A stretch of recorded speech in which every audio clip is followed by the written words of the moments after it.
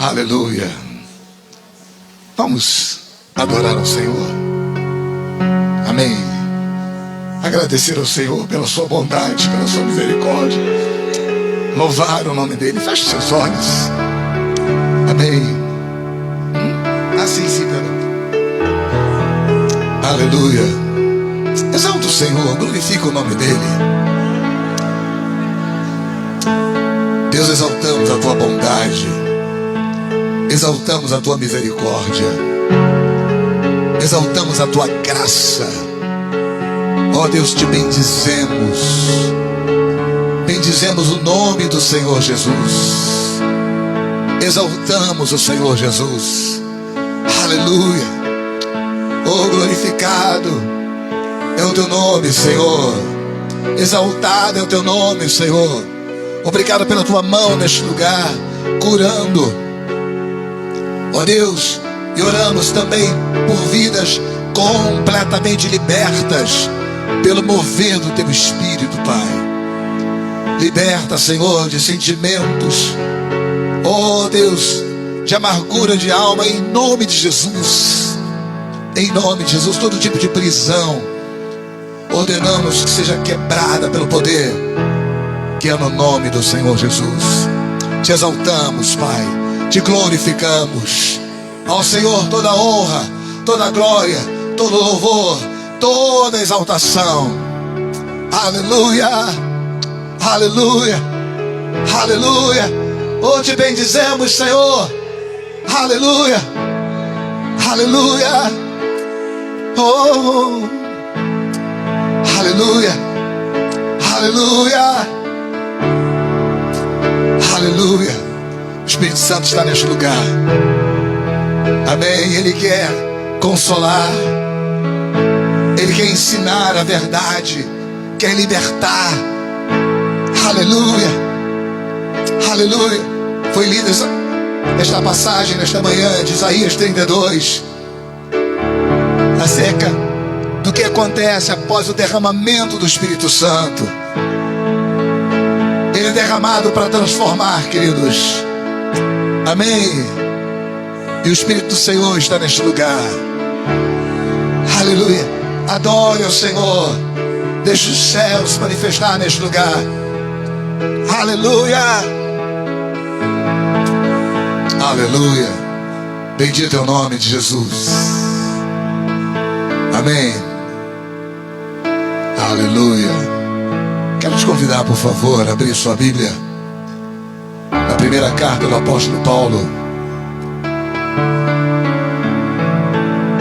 aos Coríntios, no capítulo 10.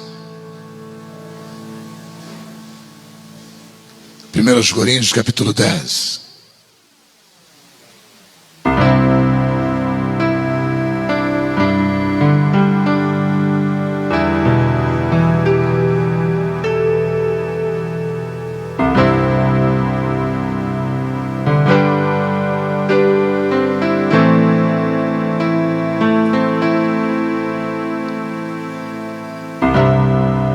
Vocês projetam aqui Vocês têm NTLH? Nova tradução na linguagem de hoje?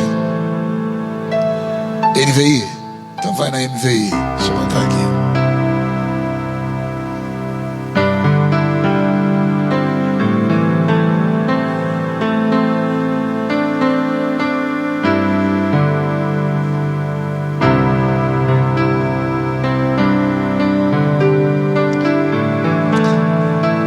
O Senhor me deu uma palavra para compartilhar com vocês nesta manhã sobre muitos e poucos. É uma palavra que eu já preguei, mas não com esse texto que eu vou pregar nesta manhã. Já preguei nesse texto, mas não nessa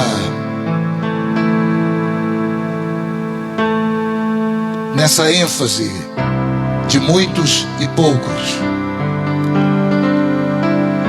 Na verdade, o Senhor começou a falar comigo acerca disso depois que nós saímos de casa. E eu estava orando acerca de ministrar aqui e que palavra pregaria. E é uma palavra que é muito para nós, particularmente, além de para cada um de vocês. Na verdade, me admiro. É claro que a Bíblia é muito vasta. Eu prego desde os meus 16 anos, então eu tenho 40 anos de pregador. Eu comecei a pregar com 16 anos quando me tornei líder de jovens. Fui eleito líder de jovens na minha igreja. Então tinha o culto dos jovens e eu pregava, né? E comecei a pregar em várias igrejas, sendo convidado. E tem muitos textos bíblicos que eu nunca preguei, porque a Bíblia é muito ampla. Mas me surpreende porque eu nunca vi pregar esse texto. Diz assim, o verso 1 de 1 Coríntios capítulo 10. Porque não quero, irmãos, que vocês ignorem o fato de que todos os nossos antepassados estiveram sob a nuvem e todos passaram pelo mar. Em Moisés, todos eles foram batizados na nuvem e no mar. Todos comeram do mesmo alimento espiritual e beberam da mesma bebida espiritual, pois bebiam da rocha espiritual que os acompanhava, e essa rocha era Cristo. Contudo, Deus não se agradou da maioria deles, por isso seus corpos ficaram espalhados no deserto. Essas coisas aconteceram como exemplo para nós, para que não cobicemos coisas más como eles fizeram. Não sejam idólatras, como alguns deles foram. Conforme está escrito, o povo se assentou para comer e beber e levantou-se para se entregar à farra. Não pratiquemos imoralidade como alguns deles fizeram, e num só dia morreram 23.000. Não devemos pôr o Senhor à prova como alguns deles fizeram e foram mortos por serpentes. E não se queixem como alguns deles se queixaram e foram mortos pelo anjo destruidor. Essas coisas aconteceram a eles como exemplos e foram escritas como advertência para nós, sobre quem tem chegado o fim dos tempos. Amém? Aleluia. O apóstolo Paulo está falando aqui desse tema, muitos e poucos. Quando o povo de Israel, deixa eu só abrir um pouquinho a luz aqui.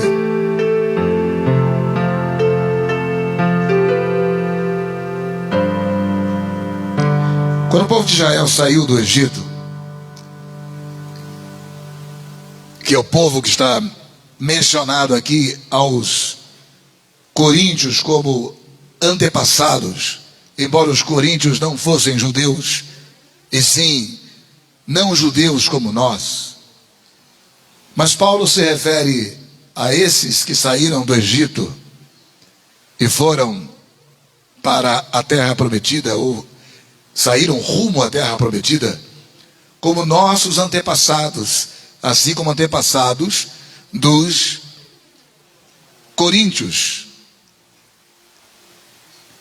E não está falando de antepassados em termos de consanguinidade, mas de características. Sabe, nós podemos olhar para aquele povo e ver todo o mover do Senhor. as pragas do Egito, né? Então tudo que a igreja tem, mas só tinha uma coisa muito séria: Deus não se agradou da maioria deles.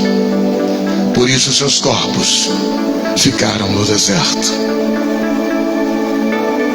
Eles não conseguiram fazer a coisa fundamental que deveriam ter feito.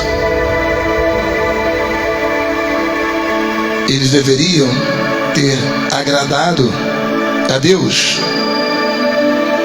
Diz o verso 5: contudo, Deus não se agradou da maioria deles.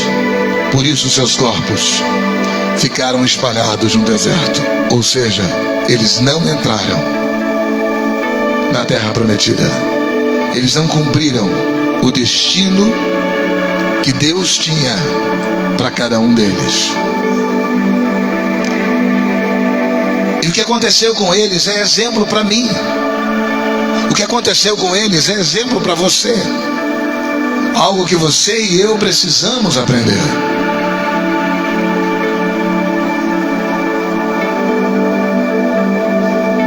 Porque temos a mesmíssima matéria-prima. Temos o mesmo inimigo, a mesma natureza humana.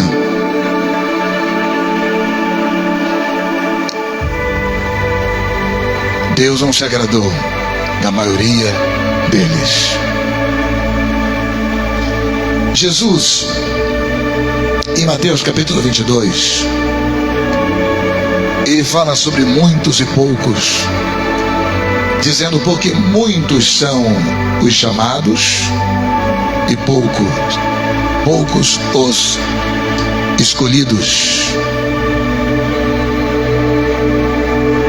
Muitos os chamados e poucos os escolhidos. Muitos e poucos. Esse texto que nós lemos está falando de uma coisa chamada processo seletivo. Processo seletivo. Quando eles saíram do Egito rumo à terra prometida, eles na verdade estavam entrando num processo seletivo. E o mesmo está acontecendo conosco. Estamos num processo seletivo em que, quando trabalhamos com isso, a Vânia, houve uma época que, enquanto psicóloga, trabalhou com isso, processo seletivo. E você vai fazendo eliminatórias. Você vai optar por aquele que se encaixa no objetivo, no propósito. Eu dirigi empresas e também fiz processo seletivo para contratação de funcionário, e é algo muito difícil de fazer, né? Porque você não conhece, não dá tempo de você, né? Tem pessoas que são mais contidas, outras mais expressivas, e não dá para você saber. Mas a questão é que esse selecionador é o próprio Deus. Quando ele manda Samuel fazer um processo seletivo, Samuel fica empolgado quando vê o primeiro candidato. Olha, esse camarada tem tudo para ser o próximo rei de Israel. E Deus falou: Samuel, eu não fico encantado com a aparência. O que conta para mim é o interior. É o interior. E nós estamos num processo seletivo, em que precisamos agradar a Deus. A carta aos Hebreus, no capítulo 11, fala acerca daqueles que conseguiram agradar a Deus. Primeiro fala das pessoas do passado, das pessoas da antiguidade que conseguiram agradar a Deus. Fala no conjunto e depois seleciona falando de Abel e de Enoque. Eles conseguiram agradar a Deus, conseguiram a aprovação de Deus. E existe um critério inegociável de Deus para que Ele possa aprovar alguém, para que Ele possa se agradar de alguém. Está lá no verso 6 de Hebreus 11: fé. Sem fé é impossível agradar a Deus. E muitos ouvem isso, principalmente se for brasileiro, né? Tem algum brasileiro aqui? Estou dentro. Brasileiro é um povo de fé, né? Se tem uma coisa que brasileiro tem, é fé, né? Então eu já estou dentro, estou selecionado, né? Estou empregado, né? Só que eu tenho uma definição bíblica de fé que é definida por duas palavras. Fé é crer, acreditar, mas não para por aí. Os demônios acreditam e até estremecem, mas fé, além de acreditar, o outro pilar da fé é obedecer. Fé é feita de dois elementos: crença e obediência. Não basta acreditar, os demônios creem, e muitas pessoas creem como os demônios creem. Creem, mas não colocam em prática, não obedecem. E no processo seletivo de Deus, Ele se agrada de quem tem os dois elementos, não apenas crer. Pode crer de estremecer, mas se não colocar em prática, para Deus, isso não é fé. E sem fé é impossível agradá-lo. Podemos cantar as mais belas canções, eu posso ser um exímio pregador, eu posso limpar o chão ao ponto de passar um cotonete e ele continuar branquinho, mas se eu não tiver crença e obediência, eu não tenho fé.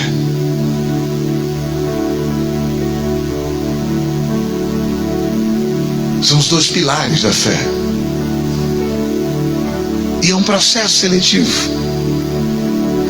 E a maioria daquelas pessoas não passaram no crivo do Senhor.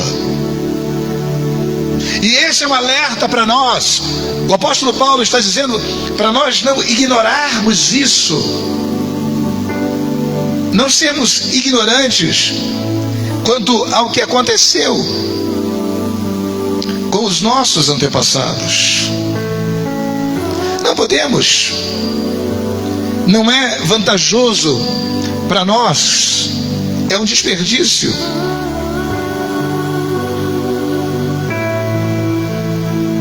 Noutra tradução, o apóstolo Paulo diz assim: eu quero que vocês se lembrem do que aconteceu com os nossos antepassados que seguiram Moisés. Todos foram protegidos pela nuvem, passaram pelo Mar Vermelho, e como seguidores de Moisés eles foram batizados na nuvem e no mar. Receberam os dois batismos. Todos comeram da mesma comida espiritual. E todos beberam da mesma bebida espiritual. Bebiam daquela rocha espiritual que ia com eles, e a rocha era Cristo.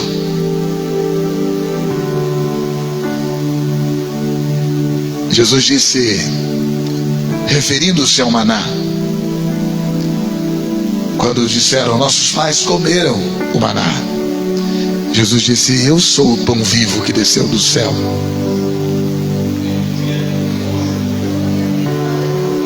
Ele disse que Ele é a verdadeira comida, que Ele é a verdadeira bebida. Para que você come? Para que as pessoas comem?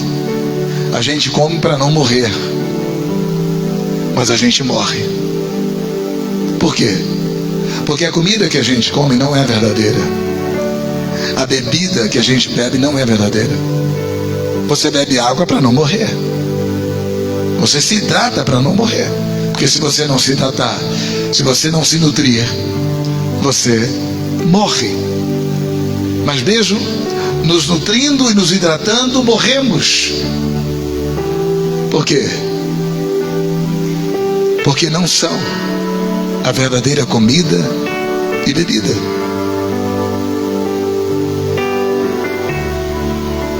A verdadeira comida e a verdadeira bebida é Cristo. Aquele que come dele, de fato, aquele que dele bebe, nunca verá a morte. Aleluia! Nunca haverá morte. Por quê? Porque é comida verdadeira. E o papel da comida é impedir que nós morramos. E você está de fato se nutrindo e se alimentando espiritualmente? Você de fato está se nutrindo e se alimentando espiritualmente? Comeram da mesma comida espiritual, ou seja, aquela comida era Cristo. Eles não sabiam. Eu sou o pão vivo, eu sou o maná. A bebida era Cristo. Nós comemos e bebemos o corpo e o sangue de Cristo, a verdadeira comida. E eles também. Mas aquele que o faz sem discernir que se trata do sangue do corpo do Senhor, come e bebe para a sua própria condenação. Então é algo muito sério que precisamos considerar com muita sensibilidade. Não podemos ignorar, não podemos esquecer o que aconteceu com eles. Por quê? Porque ali temos dois grupos. O grupo de muitos, ou seja, a maioria, e o grupo dos poucos. E é uma esmagadora maioria. Quantas famílias entraram na terra prometida daqueles que saíram do Egito? Apenas duas: a família de Josué e a família de Caleb. Os demais ou eram crianças quando saíram, não tomavam decisões por si sós, ou nasceram no deserto. Porque aqueles que eram adultos quando saíram do Egito, só havia apenas dois chefes de família que entraram na terra prometida, ou seja, uma esmagadora maioria. E temos então aqui muitos, mas muitos mesmos, e poucos. Muitos são os chamados, muitos. Era um processo seletivo que eles ignoravam. Era um processo seletivo, mas escolhidos poucos. E nós não podemos esquecer disso, porque também estamos num processo seletivo. de muitos e poucos. Quando há, especialmente agora, recentemente, no meio da crise, no auge da pandemia, quando surgia uma vaga de emprego, filas quilométricas, pessoas mesmo correndo risco de morte, quando não havia vacina, quando não se sabia exatamente como tratar essa enfermidade, pessoas se arriscavam em filas imensas. Mas quantos eram contratados? Eles eram muitos. Quantos eram contratados? Poucos. Essa figura nós temos que nos lembrar, porque ela também ocorre no mundo espiritual. E não é só nessa figura veterotestamentária, mas Deus não ficou contente com a maioria deles. Por isso, eles morreram e seus corpos ficaram espalhados no deserto. Tudo isso aconteceu a fim de nos servir de exemplo. É preventivo a nós, para nós não querermos coisas más como eles quiseram. Não termos os mesmos objetivos mesquinhos que eles tiveram, em que eles não pensavam em função do propósito profético e eterno do Senhor, mas pensavam em seus objetivos pessoais. E isso resultou em destruição. O verso 9 diz: não devemos pôr à prova a paciência de Cristo, como alguns deles fizeram, e por isso foram mortos pelas serpentes. Vocês não devem se queixar como fizeram alguns deles, e por isso foram destruídos pelo anjo da morte, pelo destruidor.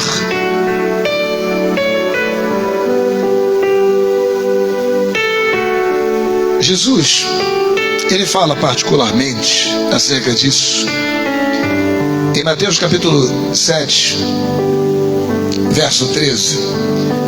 Jesus disse assim: entrem pela porta estreita, e ele explica o porquê. Porque a porta larga e o caminho fácil levam para o inferno, e há muitos que andam por esse caminho. Muitos. Repita comigo, por favor. Muitos. A porta estreita e o caminho difícil levam para a vida. Que vida? A vida que Jesus veio dar. Eu vim para que tenham vida, vida abundante, vida em toda a sua plenitude, a vida eterna. A porta estreita e o caminho difícil levam para a vida, e poucos encontram esse caminho. Muitos e poucos. Jesus está dizendo aqui, e o apóstolo Paulo, ele enfatiza isso no texto que nós lemos, que infelizmente, ao contrário do que muita gente pensa e até mesmo prega, os salvos não serão muitos quando comparado ao todo. O próprio Jesus fala em Mateus 25 que quando ele voltar, ele descreve a sua vinda como rei, que vai dividir a humanidade em dois grupos, duas multidões. Mas uma multidão, de acordo com a figura que o próprio Senhor faz aqui, será muito maior do que a outra. Uma multidão de muitos e a outra uma multidão dos poucos.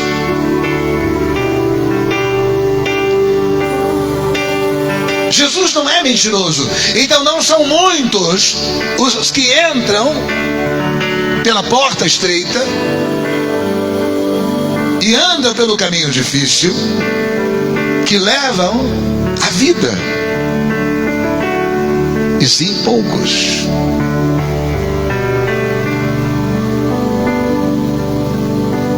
Ou seja, o que Deus tem para você e para mim não é algo necessariamente popular. Muito pelo contrário, é algo impopular. Não é algo fashion. O que é fashion? É aquela coisa que é a tendência do momento. Uau, é isso. Todo mundo está gostando. Não. É algo impopular. É algo que as pessoas torcem. A maioria torce o nariz. Não gosta. Essa é a palavra do Senhor para nós. Não foram os muitos que entraram na terra prometida. E tem o porquê que eles não entraram. As coisas más que eles quiseram: idolatria, promiscuidade, impureza, queixumes. Puseram à prova a paciência do Senhor e foram destruídos, a ponto de 23 mil, mais de 23 mil morrerem em um só dia, por causa da dureza do coração. Então, queridos, nós não podemos nos acomodar com a ideia de um evangelho popular, de grandes massas, fácil, que todo mundo quer, porque não é assim que funciona. Isso não é bíblico. Não é bíblico. O verso 21 do mesmo capítulo 7 de Mateus, Jesus diz: não é toda pessoa que me chama de Senhor, Senhor, que entrará no reino do céu, mas somente quem faz a vontade do meu Pai que está no céu. Do que Jesus está falando aqui? De muitos que chamam Senhor, Senhor, e dos poucos que buscam fazer a vontade de Deus.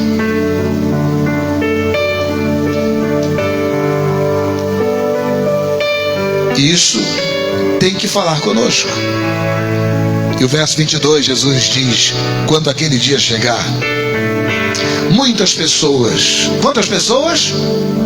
Muitas, vamos dizer, e eu tenho muita pena dessas pessoas. Eu oro por essas pessoas porque isso não aconteceu ainda. Sabe, eu sinto muita pena mesmo dessas pessoas. E algumas vezes, quando eu estou orando por essas pessoas, eu choro por elas. Porque Jesus vai falar aqui de pessoas que não são pessoas comuns. Muitas pessoas vão dizer: Senhor, Senhor, pelo poder do seu nome, anunciamos, pregamos a palavra.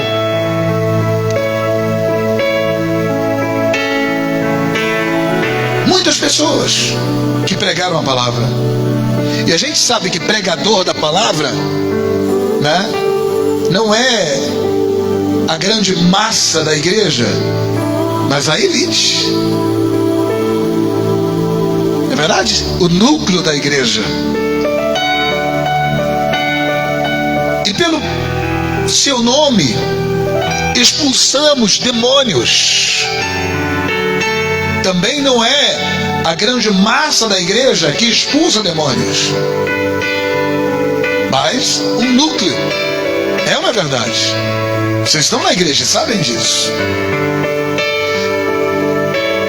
E fizemos muitos milagres. Eles não falam apenas milagres, mas muitos milagres. Ou seja, são pessoas qualificadas. E isso tem que nos chamar a atenção. Até dentre a grande massa, os qualificados que pregavam a palavra, né? E na verdade isso não está no passado, isso é algo que vai acontecer. Por isso eu oro por essas pessoas que expulsam demônios e realizam não apenas milagres, mas muitos milagres. Elas vão dizer, né, que fizeram isso para o Senhor. E o verso 23: e eu direi claramente a essas pessoas: eu nunca conheci vocês. Afastem-se de mim, vocês que só fazem o mal. Ou seja, crerão, porque essas coisas são sinais que seguirão aos que crerem. Tinha uma fé parcial. Esses sinais seguirão aos que crerem. Falarão novas línguas, expulsarão demônios, curarão os enfermos, farão milagres. Só que havia um problema com essas pessoas. Eles tinham apenas uma parte, um dos pilares da fé, a crença, mas tinha outro, faltando a obediência. Na questão prática, em vez de praticar a justiça, eles praticavam a maldade. Em vez de serem obedientes, eles eram desobedientes. E o que mais me comove acerca dessas pessoas, que até o último instante, olha o cuidado que nós temos que ter conosco mesmos. Eles vão falar com Jesus, pensando, rapaz, Jesus se enganou. Como é que pode, né? Olha que decepção, até Jesus se engana. Ele esqueceu de colocar meu nome na lista. Deixa eu ir lá falar com ele. Jesus, vem cá. Eu preguei a palavra, eu expulsei demônios, eu fiz muitos milagres. Porque essas pessoas vão falar com Jesus? E são muitos. Porque eles estão cegos, enganados. Até o último instante não vão entender que necessitam de arrependimento, não vão entender que precisam mudar, como faziam com Moisés. Moisés, se fosse uma linguagem de hoje, você é um louco, você nos trouxe para morrer aqui nesse deserto. Quando Moisés estava cumprindo o propósito de Deus de levá-los para o melhor de Deus para as suas vidas. Por que você nos trouxe para morrer aqui? Olha os egípcios, agora esse mar na frente. Para onde nós vamos sair? Murmuravam. Eles achavam que eles estavam certos. E depois que o mar se abriu, eles atravessaram, cantaram, dançaram. Mas logo adiante, quando não havia água, e cada nova dificuldade, a mesmíssima atitude de insatisfação, de cada um pensando no seu objetivo pessoal, em vez de entregar a sua vida em função do propósito divino.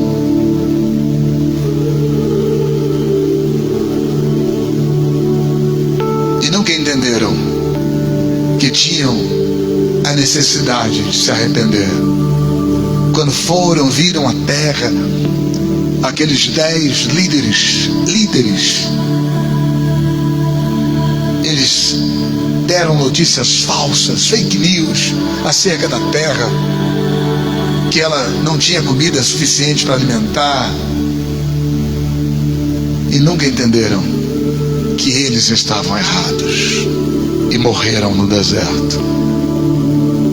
Eles acreditavam em Deus, por isso oraram a Deus, e Deus, em resposta à oração deles, enviou Moisés. Mas nunca obedeceram. Jesus está falando acerca de muitos e de poucos. E o verso seguinte, Jesus fala: quem ouve esses meus ensinamentos e vive de acordo com eles, é como um homem sábio que construiu a sua casa sobre a rocha. Pulando um verso, Jesus compara: quem ouve esses meus ensinamentos e não vive de acordo com eles, é como um homem sem juízo que construiu a sua casa na areia. Ou seja, pessoas que ouvem Jesus e que creem, mas há aqueles que ouvem e obedecem, creem e obedecem porque creem. Ou seja, crença e obediência. Aqueles que acreditam que linda a pregação de Jesus hoje. Por isso eles vinham para ouvir. Mas na hora da prática, isso é fanatismo, não tem que ser desse jeito. Deus perdoa. Tem a graça de Deus, que muitos ignoram e acham que são experts da graça e falam loucuras. E aí fazem conforme a sua vontade e não a vontade de Deus. Quando o reino de Deus só vai entrar no reino de Deus aquele que faz a vontade de Deus. Você hospedaria alguém na sua casa e essa pessoa querer ficar na sua casa do jeito que ela bem quiser e não de acordo com as normas da sua casa, as normas, né? Você gosta de fumaça de cigarro na sua casa? Você gosta de objeto perigoso ao alcance das crianças? A pessoa larga uma faca bem ao alcance das crianças, qualquer coisa perigosa. Você não gosta disso, né? Não, querido, olha, você vai admitir essa pessoa na sua casa? Pode vir uma vez, mas para nunca mais. Enquanto com Deus é a mesma coisa, porque é um processo seletivo para morar na casa dele. E tem que ser do jeito dele. Quem não quiser, tem outra casa. Tem outra casa onde a pessoa vai passar a eternidade. Mas quem quiser passar a eternidade na casa de Deus vai ter que seguir os critérios da casa dele. E isso não é para muitos, mas para poucos. Quantos ouvem o que Jesus diz e colocam em prática? Poucos. Quantos ouvem e faz o que bem acha que deve fazer? Muitos. Jesus está falando acerca de muitos e poucos. Os que ouvem e praticam, como homem prudente que edificou a casa sobre a rocha, e os muitos que ouvem, mas não praticam, que é como quem construiu a casa sobre a areia. Mas vem algo contra ambos, contra você que é praticante da palavra e contra aquele que não pratica. Tempestades que vão provar a qualidade da nossa construção, a qualidade da nossa vida prática. Aleluia. Aleluia. Diz o verso que nós não lemos, verso 25. Caiu a chuva, vieram as enchentes e soprou com força contra aquela casa, porém ela não caiu. Essa é a primeira casa. E por que não caiu? Porque havia sido construída sobre a rocha. Era a casa de alguém que acreditava na palavra e a colocava em prática. Aleluia.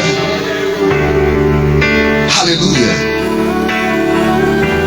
E não é a casa de muitos, casa de poucos. E o verso 27, caiu a chuva, vieram as enchentes, o vento soprou com força contra aquela casa. Queridos, todos vamos passar pelas mesmas situações.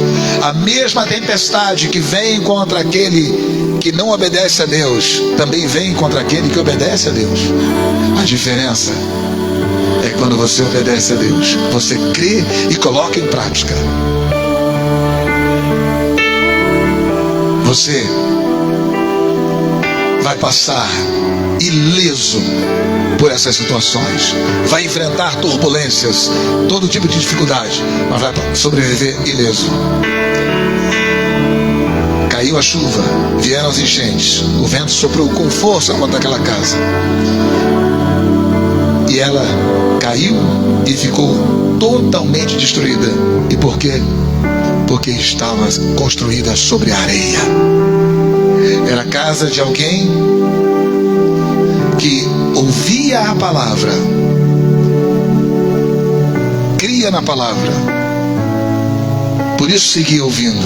Eu creio, tão lindo, faz bem, mas não colocava em prática. E eu quero saber de você,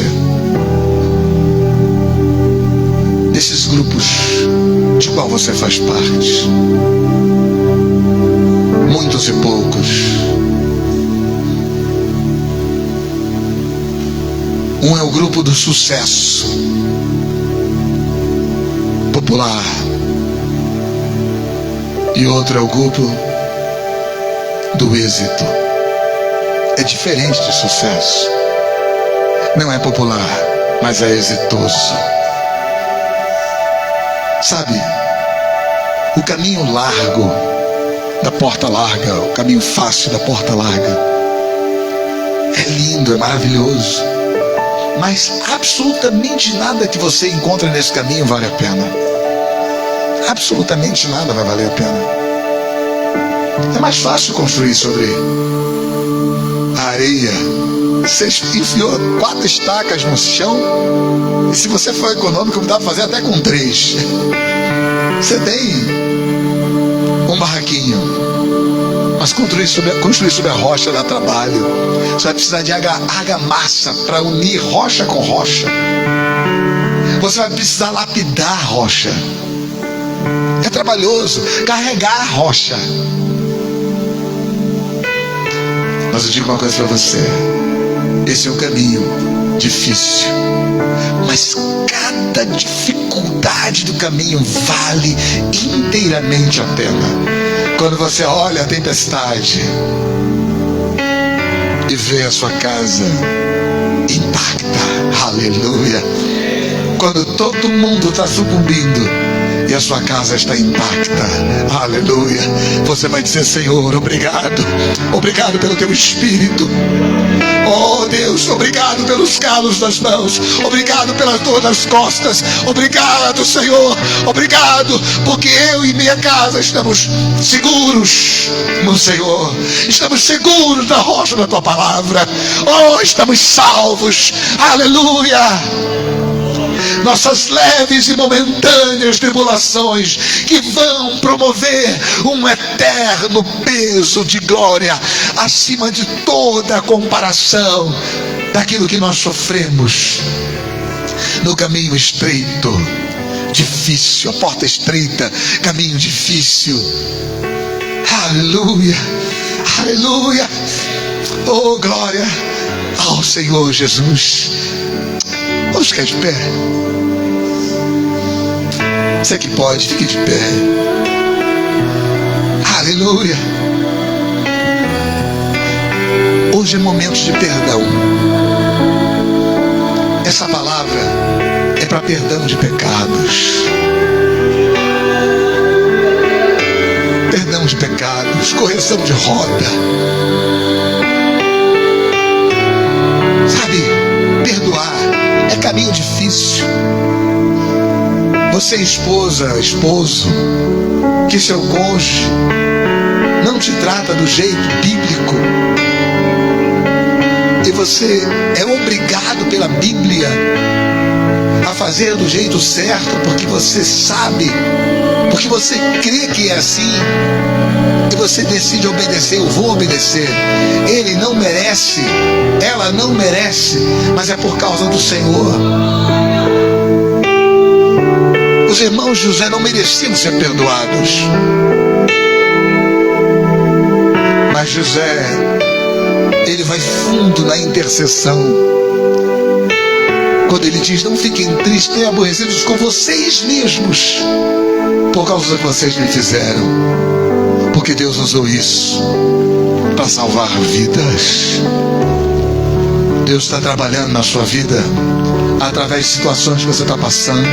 Você que tem sido injustiçado por amigos, pessoas que você buscou beneficiar e que traíram você e decepcionaram você. Não haja conforme o mérito dessas pessoas, haja conforme o mérito do Senhor, da sua palavra. Siga pelo caminho da porta estreita, o caminho difícil, porque esse é o caminho da vida eterna. Ou o caminho fácil é mandar ir para o inferno, né? Ou até para um outro lugar menos conveniente, né? Que a pessoa, estou de alma lavada. Mas esse é o caminho que conduz à perdição eterna. Amém. Siga firme, constante, sempre abundante, sabendo que o seu trabalho não é vão no Senhor. Aleluia. Eu quero te convidar a orar. Você pode orar aí onde você está,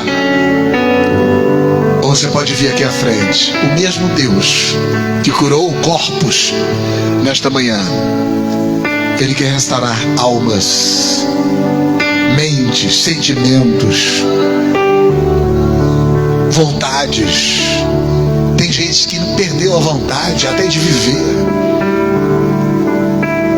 perdeu a vontade de amar, de perdoar, de seguir em frente. O Senhor que curou corpos nesta manhã, Ele cura alma, cura espírito. Ele faz serviço completo. Ele restaura famílias. Então aí onde você está, ou aqui na frente, eu quero te convidar a orar, tá? Você que sabe, se você entender, eu quero ir lá na frente, eu quero receber a oração lá na frente, você pode vir aqui, nós vamos orar com você. Se você entende que você vai receber esta oração aí mesmo onde você está, amém. Amém. O que importa é que você seja inteiramente sensível ao Espírito Santo. O tema desta palavra é muitos e poucos. E que você não se esqueça que foram muitos, milhões, aqueles que saíram do Egito rumo ao projeto de Deus para as vidas deles. No entanto, foram muito poucos aqueles que alcançaram. E o mesmo acontece hoje em dia. E nós não podemos ignorar isso. Não podemos esquecer disso. Porque o que aconteceu com eles está escrito para o nosso exemplo. Nós que estamos nos últimos dias. Especialmente nós que estamos nos últimos dias. Amém? Comece a orar. Peça ao Espírito Santo para derramar sobre a sua vida. É Ele quem ocasiona arrependimento. Quero chamar o João Paulo aqui, por favor, para estar tocando para a gente, enquanto você vai fazer a sua oração pessoal. E eu quero te lembrar acerca do poder do sangue de Jesus. Ele nos perdoa de todo o pecado. Ele nos purifica. Ele nos restaura. Ele nos dá vida nova. Aleluia.